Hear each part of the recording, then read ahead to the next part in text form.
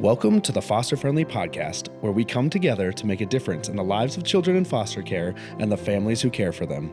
Foster Friendly communities are part of a nationwide movement by America's Kids Belong that helps people from all walks of life take action and help kids and families thrive.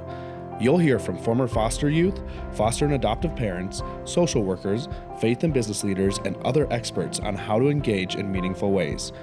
Our hosts Brian, Travis, and Courtney explore inspiring stories of everyday people making a difference in foster care where they live and work. Hello, and welcome to another offshoot of the Foster Friendly Podcast as we talk about Go Upstream. Our founder, Brian Mavis's newest book, Go Upstream. What's the subtitle again, Brian? 10. I'm putting you on the spot. I think it's diving into foster care to heal 10 social wounds. Something like that. It's close enough. Well, if not, you should check it out. Check out the book and then you'll know, or go buy it and then you'll know what the subtitle is. But we've done 3 previous episodes going over those 10 social wounds that you talk about, bring to light, and their relationship to foster care. And then today we're talking about closing out this book. You have a second part of the book, part 2, that talks about kind of like, what can you do? So yes. Yeah. Part 2 is solution oriented. And so it's looking into issues like being a foster parent or being an adoptive parent or supporting those families or what to do if you're a church or a business or even a whole community. That's what the whole part 2 of each chapter in the 10 social wounds ends with a bit of hope and pointing in a direction towards what you can do next. But part 2 really goes into a deeper dive into that. Okay. Well, let's dive into those things then. So all right. One of the first things you bring up, chapters 10 and 11 talk about being a foster parent, being an adoptive parent. So let's first talk about being a foster parent. Chat with us about that. Well, when people think about being a foster parent, I think one of the first things to do is take an honest assessment of yourself and reflect and sit with a specific question. And it is, why do I want to do this? Because there are reasons not to do it. For example, maybe you're avoiding an issue in your life. Or maybe there's marital tension. You're like, I just have something else to focus on. Or you're like wanting to fill a hole in your heart. And you're like, a kid will help do that. Or you're wanting to build your family. And all those are understandable, but that's not the reason to do it. And bringing a child from trauma into your family under those kinds of motivations will not help you or that child. Sit honestly with why you want to do it. And, a simple answer, it doesn't have to be complex, is I just want to help. I want to help a child. And then I think a second part of that is like, can your household flex to welcome a child who's experienced loss? And so that is a conversation. If you're married with your spouse, it's a conversation with your kids. If you have kids, just taking a real look at your reality and saying, can our family handle this? So it's important. It's important to be real and honest with yourself. Yeah. And that will be part of a home study that people do. So the home study, when they come in to evaluate, they'll ask you those questions and they are looking for, like, is there a valid reason of why they're wanting to do this? Yes. I mean, that helps. So you're not going through all this and thinking, gosh, I never reflected on why I'm doing this. So a lot of people, when they think of a home study, they might have this misconception that it's kind of a white glove treatment. They're going through just making sure everything's in order in your household, when it's really about safety and kind of a readiness assessment and just seeing if you have a safe space, if you have a trauma-aware mindset. And the other thing that people might be surprised about is just how much they ask and things they ask about. You're like, wow, no one's ever asked me that before. I would have slapped them if they had. So they do ask, and they ask about, it can take a while too. Might not just be like, it took 30 minutes, we're done. And no, it could take a series of meetings that last weeks. Yeah. Yeah. In our state, I think it's a minimum of 4 times I have to come over to your house for, multiple hours to kind of dig into stuff. So, yeah. And you can understand it. I mean, imagine If there's somebody who's not safe, who's doing this for bad reasons, they got to figure that out. Like, oh, this person is not a safe person. Yeah, for sure. So thinking of that and digging into past and digging into things, maybe some of us carry some baggage. What are some things adults worry about or things that might disqualify them? Yeah, so there are, background checks, and those are absolutely necessary. And some adults are afraid of, like, gosh, 20 years ago when I was in college, I got busted for a DUI or something like that. And those kinds of things don't necessarily disqualify you. How long ago it was, what the circumstances were, what the essentially the crime was, is all considered, and they're seeing, like, okay, that's what's your life now today in comparison to that. So, and honestly, I mean, I've heard caseworkers say they're a little bit concerned about somebody who's had a squeaky clean life, and like, have you not actually had any real life, like, kind of experiences or hardships or losses yourself? So sometimes having, not true harmful crimes, but having a life that's has been experienced some hardship can be an advantage, because hopefully you've learned from those hardships on how to overcome yourself that can help a child. Yeah, definitely. What's your honest guidance on second chances? What would you say about that? Well, I all for it. I mean, that's one, just as my own personal theological belief. I stake my own soul on it. Uh, but I think people do deserve second chances. Yes, there are things that disqualify you, and Definitely. there isn't a second chance. But lots of normal living, I think, they're very open to second chances, and that's kind of what you're giving a kid too, a second chance. Yeah, for sure. So, okay, somebody's interested in foster care, they go through the home study process, and then they get licensed. Now they're waiting for that first call or the call to come again. What are the top 3 things that you think they need to set up so that a child feels safe and seen on day 1 when they enter their home? Yeah, that's important, that that moment on day one. You should be ready for it, and it could come at any time. Well, first, just create a calm, flexible bedroom. I mean, try to have a bedroom that has some variation, or it fits whether the child is younger or older, male or female. Just neutral bedding, nightlight. Have books around, stuffed animals. Just really focus on the bedroom feeling safe and not too specific towards an age or a gender. And then stock. Oh, and let me say too, sometimes you'll say, well, we just wanted girls. We said we just wanted girls. And they'll call and say, we've got a boy. And you'll be surprised. You'll say, okay. And so that's why it's important to have neutrals. So don't say, hey, we just said girls, and so we're going to do pink. It's stay neutral. Second is stock up for that kind of first night essentials, toiletries, snacks, and again, maybe they're not essential snacks, but it's amazing how many of these kids find safety in knowing that there's food readily available. And then third, have your support system ready. Don't wait to have a kid to start building your support system. Make sure there's people in your life who say, when you receive a child, we're there for you on day 1. Yeah, for sure. Great ideas and tips for people that are considering foster care or have now taken the step to doing it. Yeah.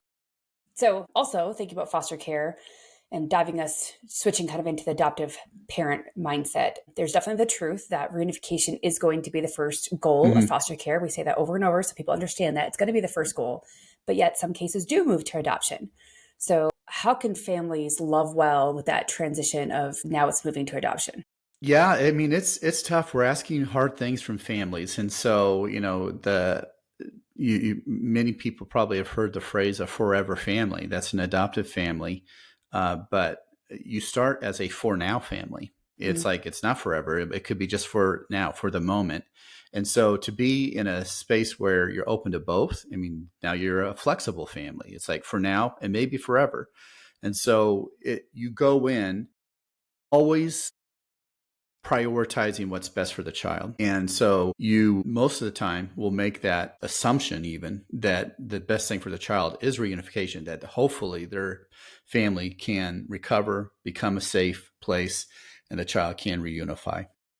And if the courts determine that that's not the case, then are you open to being that child's forever family? So it's hard. I'm not pretending that, hey, doing this is easy. It's a challenge. And so that's why it's so important to think through the reality of things. Now, it doesn't mean you have to be a forever family. You know, you kind of go in knowing what you're going to do. But again, prepare to surprise yourself, because you could be like, gosh, we really do care about this child deeply and we could adopt them. Yeah, and maybe that's what we should do a whole episode on, Brian, because I feel like in my recruiting efforts, my retention, like when I talk to families, just this week, I've had multiple conversations of people who are interested in fostering or adopting. It's like they either go in with the lens of we just want to foster or we just want to adopt. And again, I'm not saying those are bad. Like we need those families, but yes. I hardly ever find the people that are going into it the mindset of I'm going to be that flexible family. So, yeah, I know it's hard. It is hard. Yeah.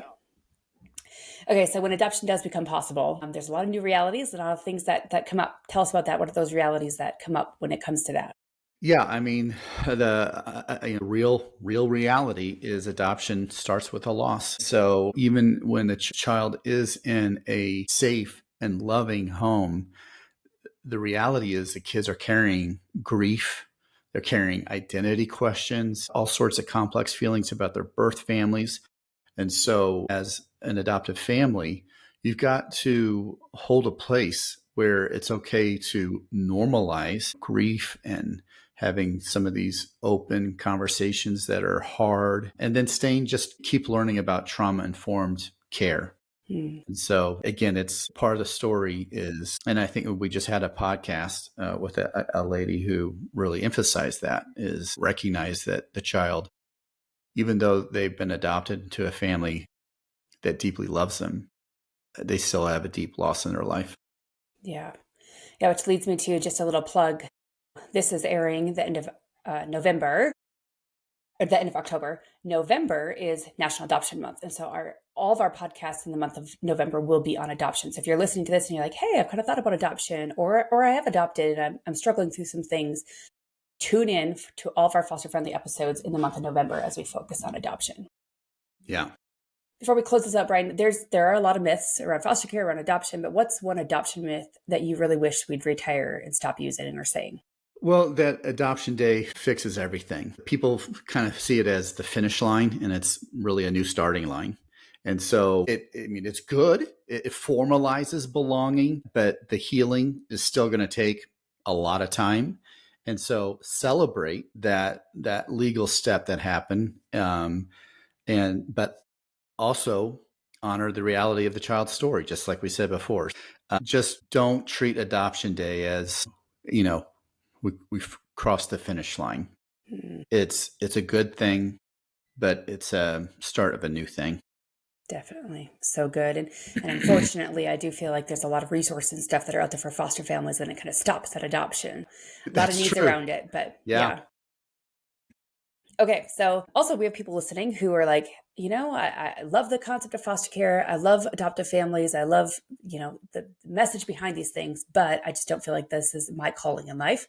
I want to help foster families. I want to help adoptive families. So let's talk a little bit about people that want to help foster and adoptive families, because that's needed. We can't recruit more foster families and not recruit or have people helping them, like you mentioned already. So yeah. So you have a chapter dedicated to that. Yep.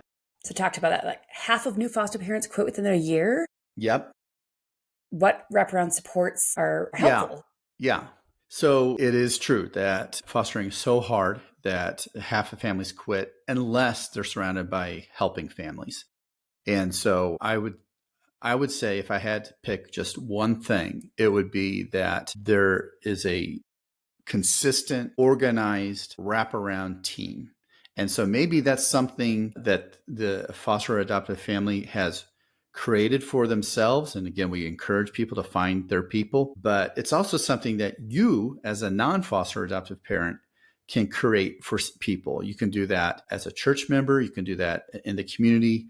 Just create a team. And this team, has different people of different abilities and availability. So helping out with meals, transportation or respite care, just encouraging letters and prayer, those kinds of things. Having that consistent, organized team can help retention of those families in big ways. It moves the needle substantially. Yeah, for sure. As a foster family, I've definitely felt that. We've been part of church bodies, communities where they do that well and where they don't, and definitely makes a difference. When you have that team around you. So, okay, so what's the quickest on-ramp for somebody who's listening? What are some things that they can do, routes that they can choose?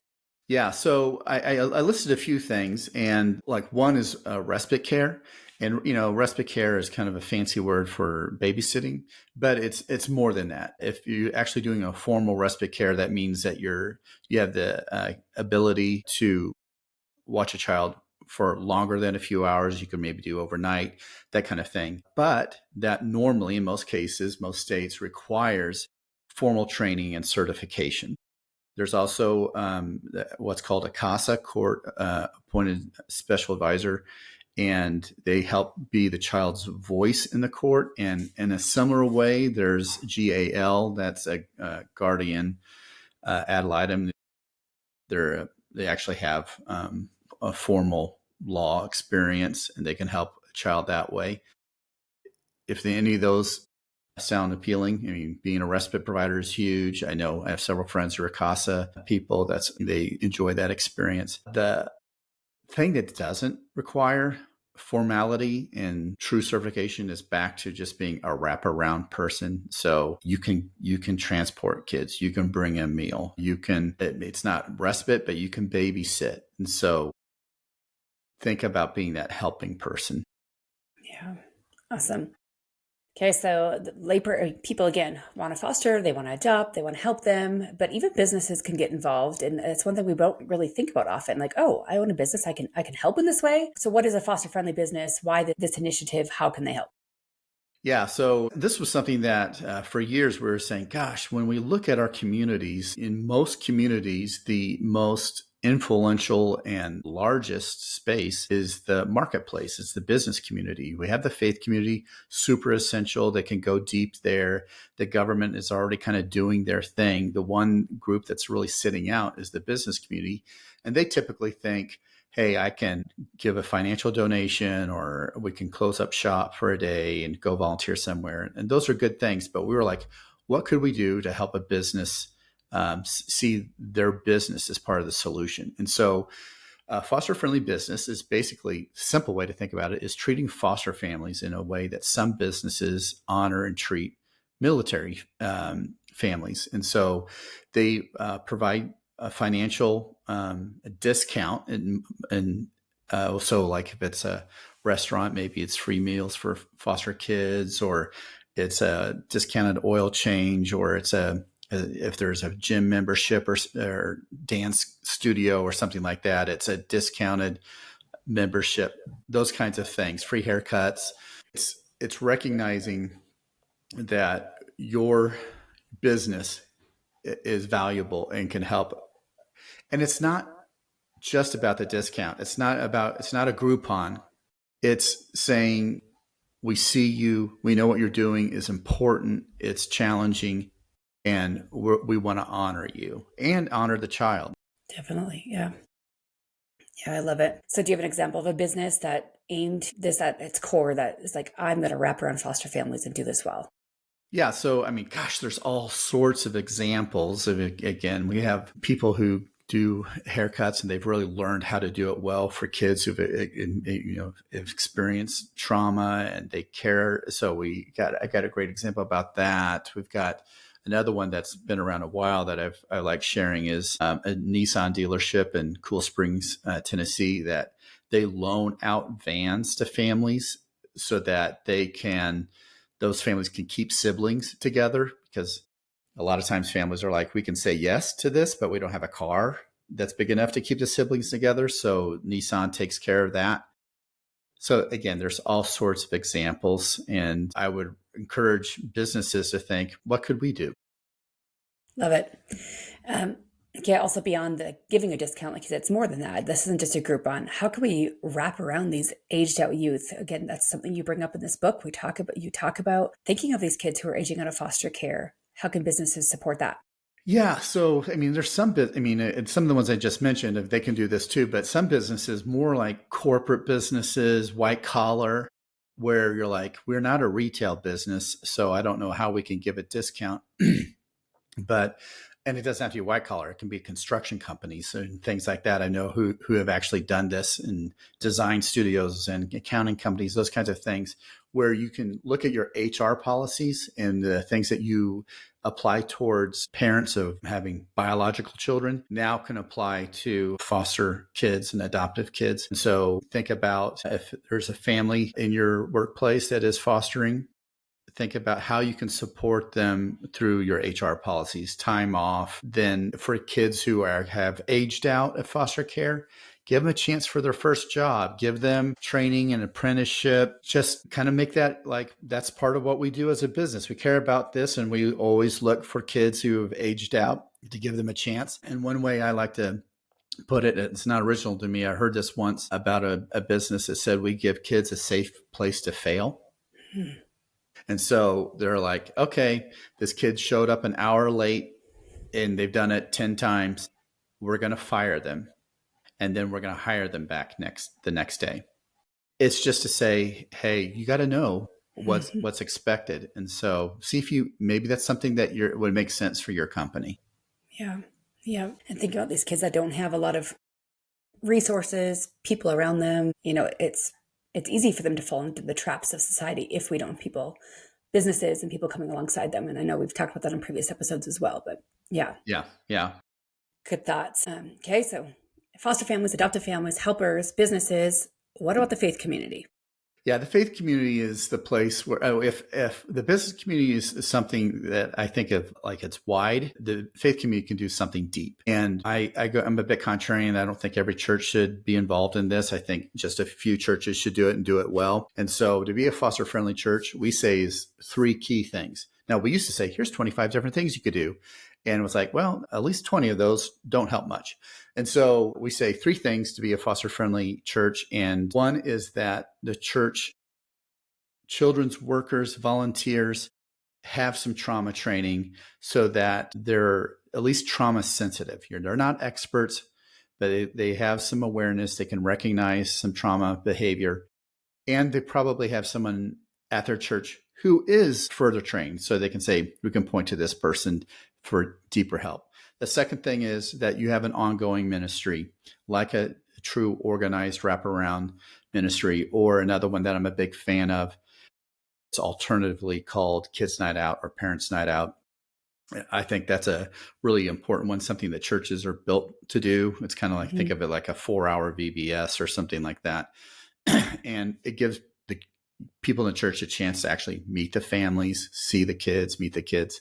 So that's a huge one, just a consistent ministry. And then the third thing is to teach on it in a really responsible way. And if you do those things, we consider you to be a foster-friendly church. And in fact, we just say, pick 2, and that'll get you started. So if somebody's listening and they're like, hey, I have a business or I have a church and I want to do something, what would they do? Where could they go? Well, I think if you're a church, if I had to pick one thing, I would start with being trauma trained.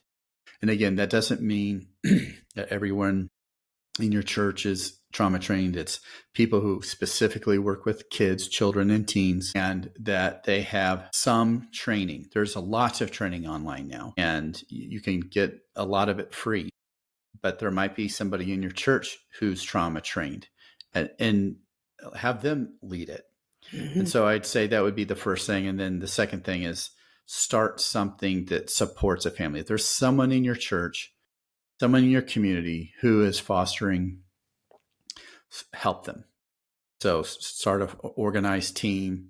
Or if you want to do something for your whole community, do a kids or parents night out. Yeah. And then add teaching to it. And we have resources for this on our website, Right, Brian. I mean, Yes. they're Yeah. I interested, mean, go to our it's all website. there. Yeah. It's all laid out. So if you're like, I want to do this now, jump on our website, americaskidsbelong.org, and you'll find resources to get going. Okay, then all these things together. I feel like, when we have the foster families, we have wraparound support, we've got helpers, we have businesses, we have church communities, faith communities. When all that comes together, it's like that is what would feel like to me as a foster family, adopted family. I've got a community, a foster friendly community around me. So what to you is a foster friendly community?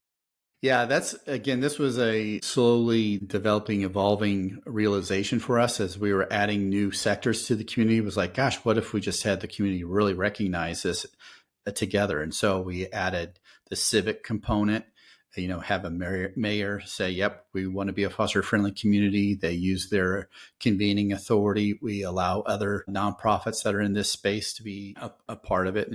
And not just begrudgingly, happily. And then say some simple metrics are 10% of businesses are foster friendly, 5% of churches are foster friendly. The goal is really to increase the hope of these families so that they stay in the game and can foster stronger and longer. And so all these things then create its own ecosystem where we're hoping that because of that, then things get squeezed into a better mold. And so you might end up having things that we've never even leaned into as intentionally, but like, what if schools were more foster friendly, or the medical community in your town is more foster friendly? It becomes something that it creates an environment where families and kids can thrive. And so that's what we're striving for, is that whole communities will be a place where these families can thrive and the kids can have their best possible experience when they're going through a tough time. And so in response to all that, America's Kids Belong has developed an app, the Foster Friendly app. How does that make it tangible for all these things we're talking?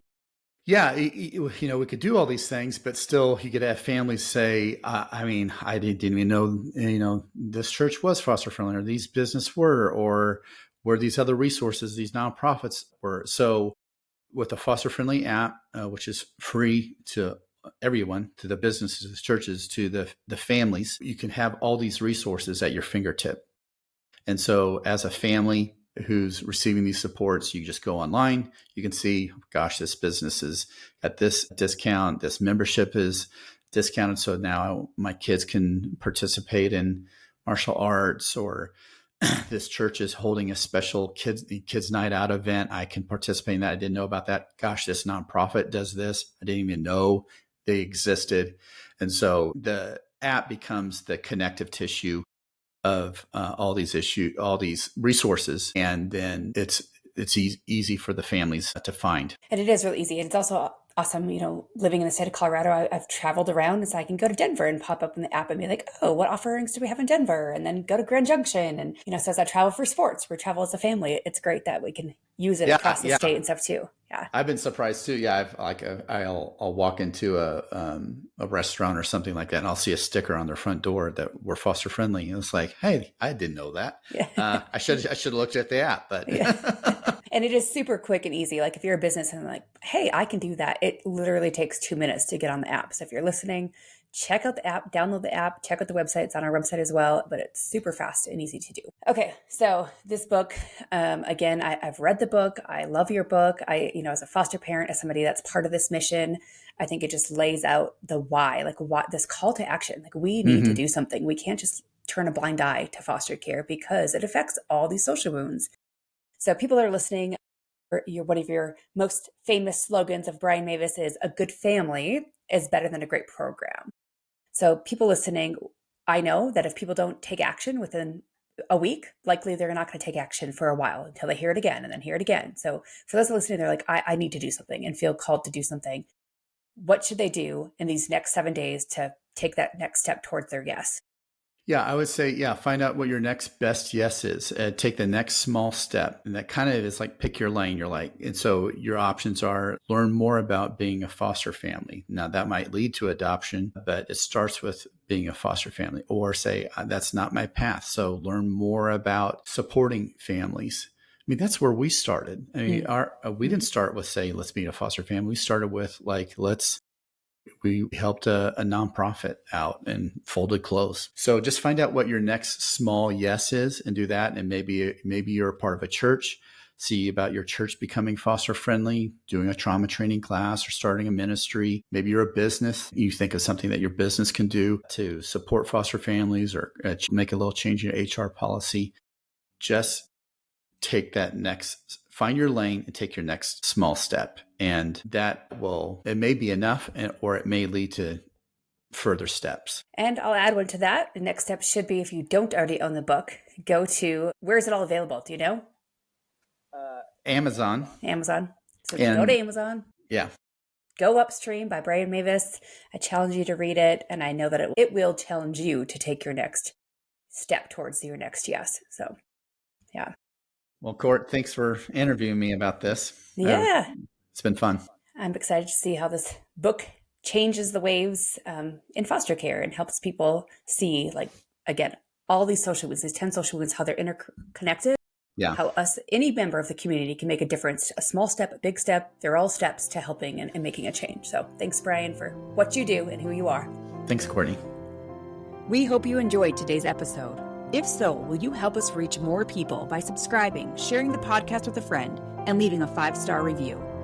If you've been inspired by what you've heard today and want to learn more of how you can make a difference for kids in foster care and the foster families where you live, visit americaskidsbelong.org. We depend on individual donors to fund our work. We'd be grateful if you would consider joining us as a monthly donor. Visit americaskidsbelong.org to make your tax-deductible donation. Thank you. Together, we can ensure a family for every child in foster care and a foster-friendly community to ensure every foster family feels loved and supported.